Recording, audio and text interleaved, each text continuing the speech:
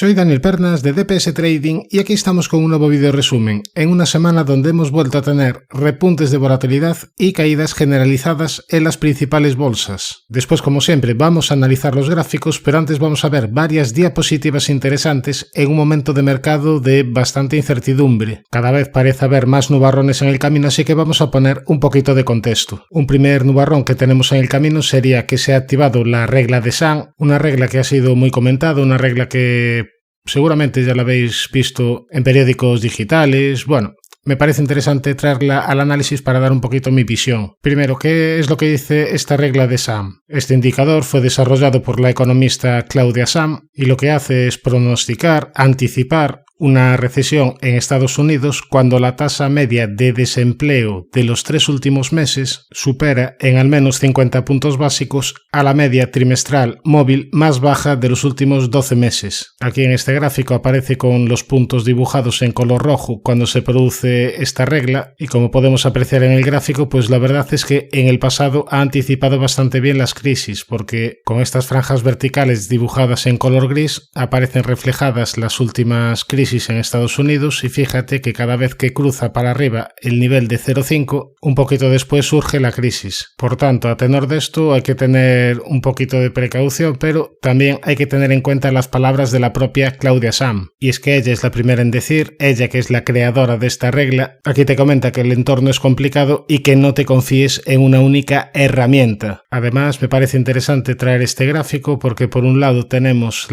el indicador de Sahm dibujado en color azul, y por otro lado, con línea dibujada en color rojo, la tasa de desempleo que está asegurada. Normalmente estas dos líneas van bastante a la par. Aquí tenemos datos desde el año 1985 y bueno, son bastante predictivas de crisis. Ahora bien, fíjate lo que han hecho últimamente. Vamos a darle un poquito de zoom, aquí lo podemos apreciar con mayor claridad. Hay cierta divergencia entre estos dos indicadores. Veremos también lo que hace la Reserva Federal. La propia Sahm dice que una recesión no es inevitable a pesar de que su indicador pronostica bastante bien las recesiones, y aquí te dice que hay un margen sustancial para reducir las tasas de interés. Sería interesante que la Reserva Federal se pusiese ya bastante las pilas. Ahora, otro nubarrón que tenemos en el camino sería la curva de tipos. Aquí en este gráfico tenemos el diferencial de rentabilidad entre 10 años y 2 años. Teníamos una inversión de curva de tipos que fue la más larga de la historia, por lo menos de los últimos años, y es que duró 783 días, y ahora de nuevo ya ha cruzado por encima de 0%, es decir, la rentabilidad a 10 años ya es superior a la rentabilidad a 2 años en el bono americano. Normalmente, cuando venimos de una inversión de curva de tipos y vuelve por encima de 0, suele ser también un buen predictor de recesiones. Tenemos aquí, con franjas dibujadas en color gris, las recesiones de los últimos años. Fíjate que cuando se invierte la curva y luego se desinvierte, es decir, cuando pasa por debajo de 0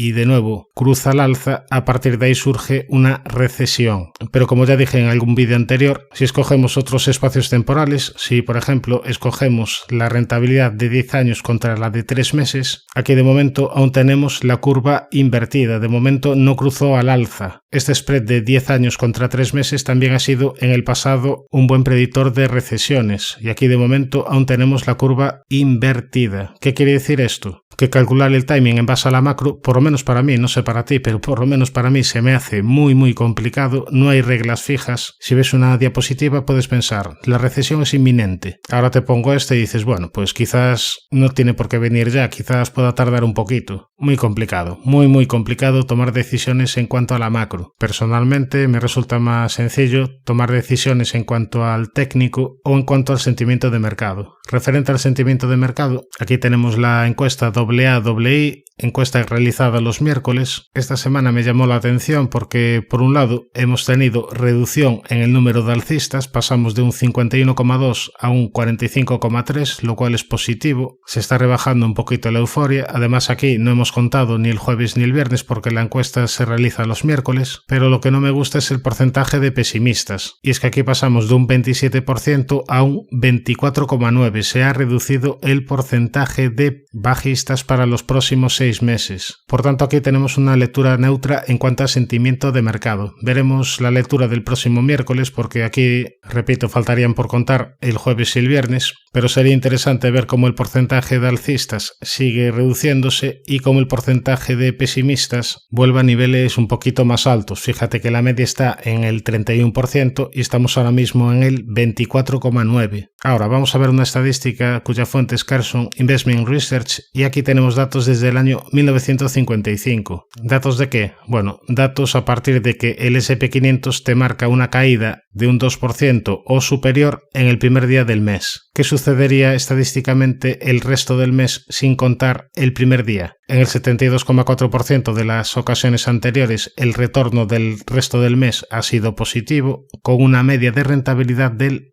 3,4%. Por tanto, en general, el resto del mes lo suele hacer bien, aunque fíjate que las veces que ha caído, algunas de ellas ha tenido caídas importantes. Tenemos septiembre de 1974 con caídas del 9,9%, febrero 1982 caídas del 4%, junio 2002 caídas del 4,9%, julio 2002 del 5,9%, septiembre 2002 del 7,1%. Por tanto, estadística a favor, pero si caes en el porcentaje del 27,6% que sale negativo, cuidado. Por tanto, estamos teniendo un inicio de septiembre bastante complicado, al igual que tuvimos un inicio de agosto bastante complicado y al final recuperamos. No sé lo que va a suceder en esta ocasión. Ya comentamos en algún vídeo anterior que tanto septiembre como octubre en años electorales no solían ser demasiado positivos. Aquí en esta diapositiva tenemos el retorno tanto del S&P 500 como del Nasdaq. Desde 1950 en año electoral, tanto el Nasdaq como el S&P 500 en septiembre tienen caídas de media de un menos 0,4% y en octubre el Nasdaq tiene caídas de media del menos 2,2% y el S&P 500 de menos 0,8%. Es decir, estos 2 meses estacionalmente no suelen ser demasiado positivos durante años electorales. A partir de ahí viene una recuperación de ahí a final de año. Ahora, otro nubarrón que tenemos en el camino sería en cuanto a valoración. Aquí tenemos el PER de las 10 principales compañías de Estados Unidos, el PER del resto de compañías del S&P 500 y el PER en global del S&P 500. Aquí no estaría actualizado con las últimas caídas, pero nos puede servir un poquito de referencia. En general, las 10 principales compañías están bastante sobrevaloradas, están cotizando a un nivel PER de 28,3 frente a la media de los últimos años de 20,5 y estas 10 grandes compañías es lo que está llevando principalmente a que el S&P 500 esté por encima de la media de PER de los últimos años. Recientemente he analizado las magníficas en el canal, si no has visto el vídeo te lo voy a dejar en comentarios. Para poner un poco de perspectiva me gustaría compartir esta diapositiva que me ha parecido bastante interesante. Aquí tenemos retornos anuales desde el año 1993. Fíjate que predomina el verde sobre el rojo, lógicamente. Y fíjate, por ejemplo, aquí vamos a coger, por ejemplo, el año 2008, donde el primer año tuvimos caídas del 37%, pero si cogemos la rentabilidad a 2 años, la rentabilidad anual ya no sería tan pésima, sería del menos 11%. Si ampliamos el horizonte temporal a 3 años desde el año 2008, ahí ya seguimos recuperando porque la rentabilidad anual sería del menos 3%. Y ya si ampliamos el horizonte temporal a 5 años, ahí ya no perderíamos. La rentabilidad anual sería del 2%. Es verdad que a corto plazo estamos teniendo caídas. También es verdad que a medio y largo plazo tenemos todavía, repito, objetivos alcistas pendientes en índices, y es verdad que para poner las probabilidades a favor lo más interesante es invertir a cuanto más largo plazo mejor. Lo vemos aquí en esta gráfica. Incluso invirtiendo en el año 2000, invirtiendo en el peor momento, es verdad que los primeros años lo pasas mal, pero a muy largo plazo la rentabilidad ya empieza a ser positiva. Además, bajo mi punto de vista, no estamos ni mucho menos en el caso del año 2000, no estamos con una valoración tan exigente, no estamos a nivel de burbuja. Incluso viniendo una recesión en Estados Unidos, no creo que tengamos caídas tan importantes. También depende del tamaño de la recesión. Pero vamos, sin dejarnos llevar ni por euforia ni por pesimismo, vamos a tener un poquito de tranquilidad. Vamos a ver ahora cómo están los gráficos, vamos a ver ahora qué niveles son importantes a tener en cuenta, así que sin más dilación, 2 segundos para el disclaimer, vamos al lío. Bien, pues vamos a empezar por el Nasdaq 100, índice tecnológico. Vamos a ver esta semana primero gráfico semanal, donde aquí podemos apreciar un primer nivel relevante de soporte en esta directriz que viene uniendo mínimos. Después también tendría soporte en los 17.435 y los 16.973. Ya si profundizan más las caídas, tiene soporte importante en la media de 200 en semanal, que está en fase ascendente. Ya si nos vamos a gráfico diario, vemos que esta última corrección viene desde una vela que era un tanto peligrosa, tal como comentamos, esta vela envolvente. A partir de ahí vienen caídas, y con estas caídas esta semana se han cerrado los huecos alcistas que había todavía abiertos. Ahora, si trazamos un Fibonacci de mínimos a máximos de este último rebote, justo las caídas de esta semana se han detenido en el 61,8% de esta última subida. Aquí tenemos un primer nivel de soporte importante, al menos de corto plazo, zona de los 18.400 aproximadamente. Si nos vamos al S&P500, aquí lo preocupante es que no hemos conseguido superar máximos anteriores. Aquí en esta zona de los 5.650, 5.670 se ha detenido el precio, y sería peligroso perder la zona de los 5.119 porque estaría activando una especie de doble techo. Eso sí, el segundo mínimo está un poquito por debajo del primero. En todo caso, no me gustaría perder la zona de soporte de estos mínimos. Ahora, antes de llegar a este nivel, tendría primera zona de soporte en la media de 200, que está en fase ascendente. De todas formas, recordamos que para medio y largo plazo continúa todavía pendiente el objetivo por segundo impulso alcista hacia niveles de 6.050 puntos.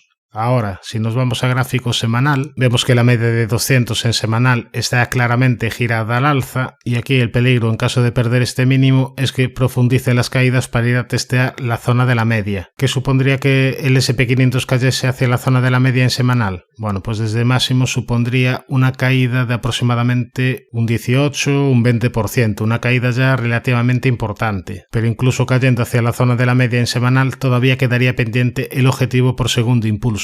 Aún estaría pendiente, no estaría anulado. Ojo, no tienen por qué darse este escenario, pero perder la zona de soporte de los 5.119 encendería un poquito las alarmas. Como siempre, lo iremos comentando en el canal. Ahora nos vamos a ver la situación del Dow Jones. Vamos a ver primero gráfico semanal. Aquí, al contrario que el S&P500, no estamos tan lejos de la media de 200 en semanal. Aquí la tenemos claramente en fase ascendente, y también tendríamos soporte importante en la directriz que viene uniendo mínimos. Ahora, si nos vamos a gráfico diario, podemos ver que tiene todavía pendiente objetivo alcista por segundo impulso hacia niveles de 47.250 puntos. Aquí tendríamos un primer nivel de soporte en la media de 200 diaria, que está en fase ascendente, y también soporte en esta directriz negra que viene uniendo los últimos mínimos. Respecto a qué nivel encendería las alarmas, aquí el nivel clave del Dow Jones sería los 38.499 puntos. Respecto al Russell 2000, una semana más comentamos el objetivo que tiene pendiente, objetivo por triple suelo hacia niveles de 2.408. Esta semana hemos tenido correcciones importantes hacia la zona de la media. Veremos si la zona de la media actúa de nuevo de soporte. Después también tendría soporte en la zona de los 2.000, zona de 1.900 y zona de 1.644. Respecto al S&P 600, otro índice de empresas de pequeña y mediana capitalización, también tiene objetivo pendiente, en este caso por doble suelo, hacia niveles de 1.572 puntos. Además, en caso de superar zona de máximos de la historia, en caso de superar esta importante resistencia en los 1477, activaría un objetivo más ambicioso por segundo impulso hacia niveles de 1940 puntos. Tendría primera zona de soporte la media, después zona de 1264 y anularía el objetivo alcista en caso de perder niveles de 1057 puntos. Ya nos vamos a ir a Europa, vamos a empezar por el gráfico del DAX alemán, vamos a empezar por gráfico semanal, donde podemos apreciar que tiene todavía pendiente objetivo por segundo impulso alcista hacia niveles de 19.720. Dicho esto, la semana evidentemente no ha sido positiva. Aquí tenemos la vela semanal, una vela envolvente, y aquí el nivel clave a vigilar serían los 17.024 puntos. Aquí encenderíamos las alarmas si pierde niveles de 17.024. ¿Por qué? Porque el precio está desarrollando máximos crecientes contra máximos decrecientes en indicadores. Si pierde los 17.024, estaría activando una divergencia bajista en semanal el DAX. Por tanto, estamos viendo ya niveles clave a vigilar de soportes en varios índices. Sobre todo se encenderían las alarmas si en varios de estos índices se pierden los soportes comentados. En este escenario podríamos tener más caídas.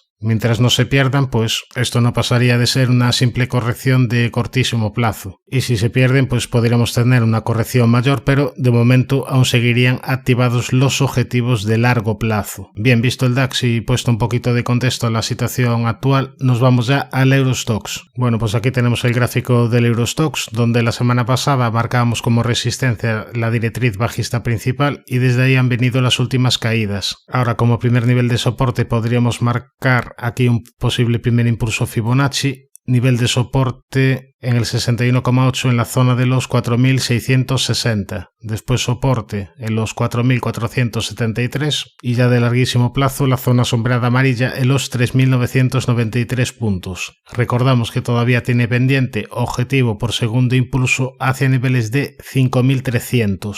Respecto al IBEX, índice español, aquí vemos que no ha podido con la zona de resistencia de máximos anuales, no ha podido con la zona de resistencia de los 11.470 y aquí el soporte clave a controlar sería la zona de 10.298. Se encenderían las alarmas en el índice español si pierde este nivel porque estaría activando una estructura de doble techo. Antes de llegar a este soporte también tendría soporte en la media de 200 que está en fase ascendente. Nos vamos al CAC, índice francés, que era uno de los índices más tocados en el corto plazo tras perder la zona de soporte de los 7.900 puntos, a partir de ahí caídas importantes, y aquí decíamos que la media de 200 podía ser resistencia y bueno, desde aquí han venido las últimas caídas. Ahora si trazamos un Fibonacci de esta última subida, tendríamos primera zona de soporte en los 7.280 y después en niveles de 7.029, en los mínimos anuales. Ya para medio y largo plazo, soporte muy importante en los 6.773. Recordamos que todavía tendría pendiente objetivo por segundo impulso alcista hacia niveles de 9.250 puntos aproximadamente. Además, también tendría un objetivo mayor por este rectángulo amarillo hacia niveles de 9.760. Ya nos vamos al MIB, índice italiano,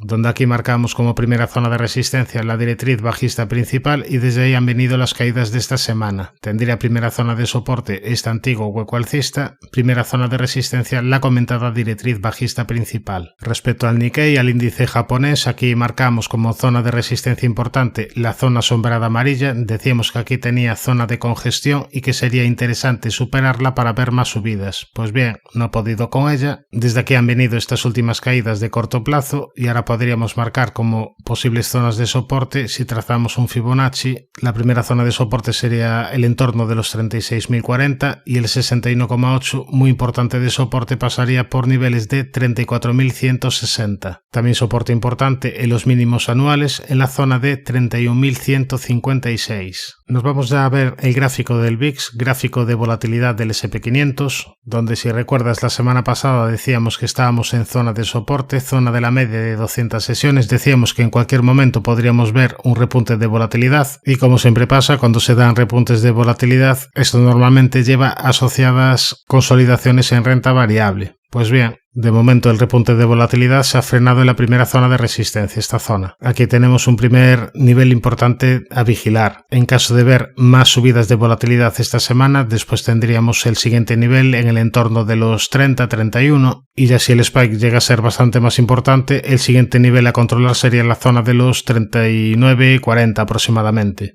Ahora, no creo que lleguemos al nivel de volatilidad que hemos visto el 5 de agosto, niveles de volatilidad extremos de 72. Recordamos que esta fue la tercera mayor lectura de volatilidad de los últimos 30-35 años. No creo que este año volvamos a tener un episodio parecido. Ojo, todo puede pasar, pero me parece que en cuanto a probabilidades, superar estos niveles de 72 de nuevo este año me parece bastante improbable. Ahora nos vamos al apartado de acciones. Vamos a empezar por Dollar Tree, que se ha desplomado esta semana, ha tenido caídas bastante importantes, pero es que ya venía bastante tocada. De hecho, las últimas veces que la había analizado decíamos que tenía objetivo pendiente por doble techo, por rectángulo amarillo roto a la baja. Bueno, pues se cumplió el objetivo y una vez que se cumple el objetivo, en primera instancia ha sido capaz de respetar un nivel de soporte importante, esta zona de los 60,20. En cuanto a resistencias, tendríamos los importantes huecos bajistas que fue dejando por este camino, también resistencia en la media de 200 que está en fase descendente y en general pues no tiene el camino demasiado despejado. Para volver a confiar en este valor yo le exigiría que me hiciese un suelo claro. De momento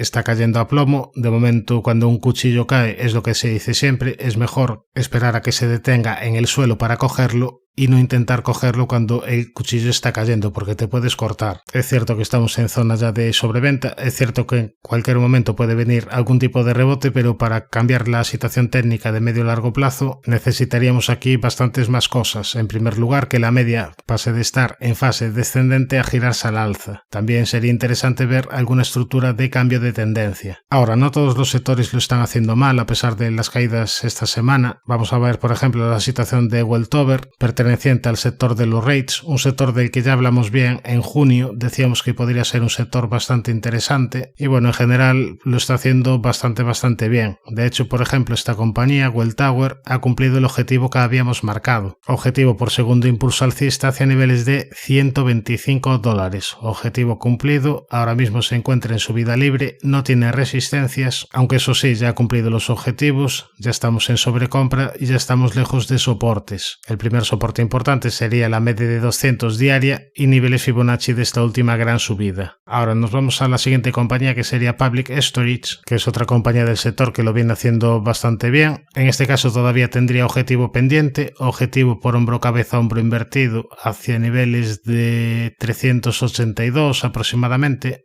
Por el camino tendría resistencia en máximos de la historia en los $376,83. Tendría primera zona de soporte en la media de 200, que eso sí está un poquito alejada. También soporte en esta zona de antiguos máximos en el entorno de los $305. Buen aspecto técnico de Public Storage. Veremos si termina por completar el objetivo alcista. Nos vamos a la siguiente, Prologis. En este caso todavía no tiene objetivo activado, pero tenemos una estructura bastante interesante a vigilar. Sería esta estructura de rectángulo. En caso de superar la parte alta, en caso de superar la zona de los 134,59, activaría un objetivo alcista hacia niveles de $172 aproximadamente. Se trata de una compañía que en el pasado lo hizo bastante bien. Aquí en máximos te dibujó una divergencia bajista, a partir de ahí corrección. Y ahora, tras llevar bastantes meses consolidando, daría una nueva señal positiva y apuntaría a más subidas si supera la comentada zona de los 134,59.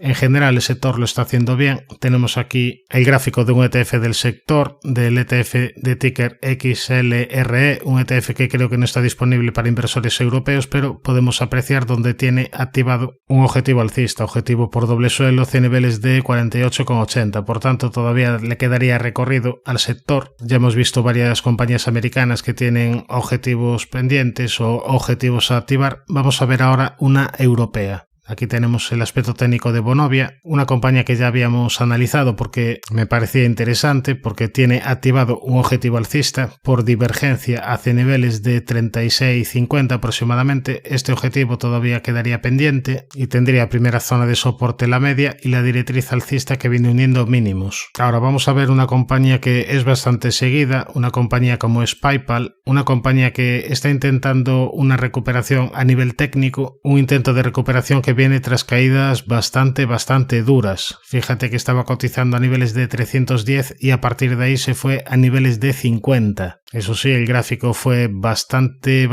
revelador, porque primero te perdió esta directriz y después te activó una estructura de doble techo que avisamos en el canal. Decíamos que había que tener precaución y vaya si había que tener precaución, caídas bastante importantes. A partir de ahí, en el corto plazo está teniendo un intento de recuperación. Aquí te dibujó una estructura de doble suelo que ya estaría cumplida, pero bueno, si nos vamos a un semanal, fíjate que la media de 200 está claramente girada a la baja y aquí tenemos zona de resistencia importante. Volviendo al gráfico diario, a corto plazo las secuencias de mínimos y máximos crecientes, tendría primera zona de soporte la zona de la media y perjudicaría de nuevo su aspecto técnico en caso de perder niveles de 56,97. Este sería el mínimo relevante a vigilar. Mientras se respete este nivel, la tendencia sería alcista en el corto plazo. Si se pierde los 56,97, estaría dando de nuevo señales negativas. De todas formas, a pesar de tener este intento de rebote, pues tampoco tenemos un suelo claro. Ahora nos vamos a ver una acción interesante como sería Thermo Fisher, una compañía que ya habíamos analizado pero que le vamos a hacer seguimiento.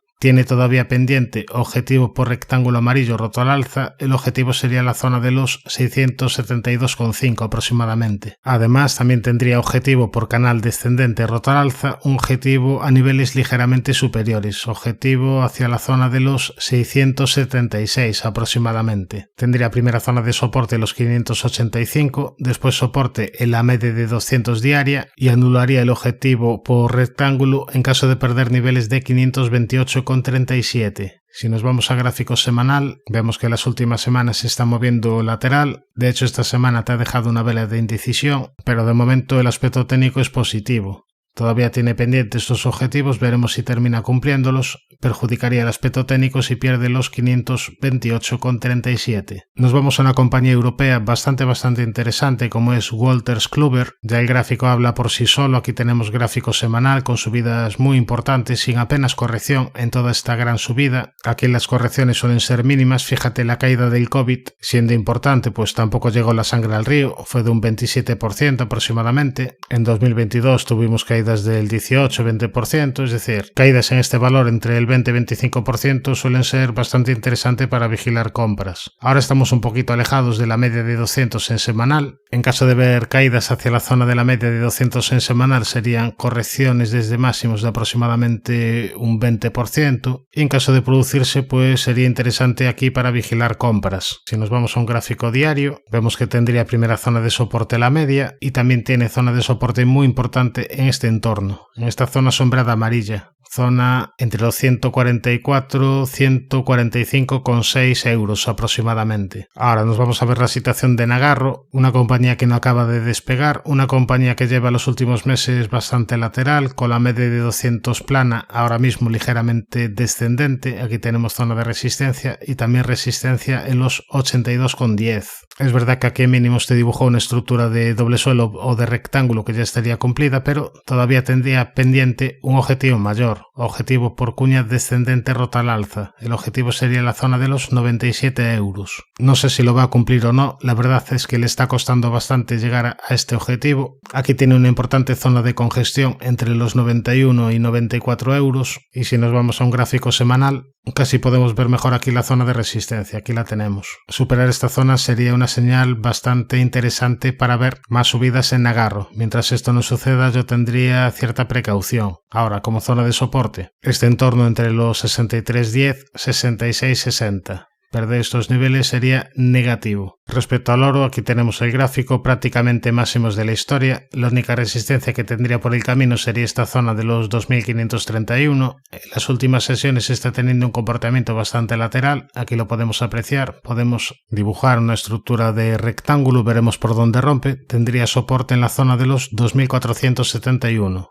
Ahora, si nos vamos a la plata, se encuentra consolidando un poquito desde niveles de 32,52. Tiene primera zona de soporte la media y después soporte importante entre los 26,01 y 26,44. Primera zona de resistencia los 30,19. En el apartado de criptomonedas tenemos aquí gráfico de Bitcoin que ha tenido correcciones durante esta semana. Algunos comentan que Bitcoin es un activo refugio, pero más bien, bajo mi entender, sucede todo lo contrario. Y generalmente cuando se dan aumentos de volatilidad, el dinero no suele ir a Bitcoin o a Ethereum, no suele ir a criptomonedas. Al menos eso es lo que ha pasado hasta ahora. Pueden cambiar las cosas, sí, pero hasta ahora Bitcoin no se ha comportado como un activo refugio. Ahora, en cuanto a su situación técnica, tendría primera zona de resistencia la zona de la media y primera zona de soporte este en torno de los 50.000. Si nos vamos al gráfico de Ethereum, aquí si recuerdas decíamos que se había perjudicado tras perder esta zona de mínimos y si recuerdas decíamos que esta zona que antes era soporte ahora era la primera zona de resistencia. Pues bien, desde ahí han venido las últimas caídas. Ahora tendría primera zona de soporte la zona sombrada amarilla entre los 2086 y 2160 aproximadamente y después ya soporte en el entorno de los 1541. Suscríbete al canal si te ha gustado este vídeo y no te olvides de activar la campana para no perderte ningún contenido. Un saludo, mucha precaución y buenas inversiones.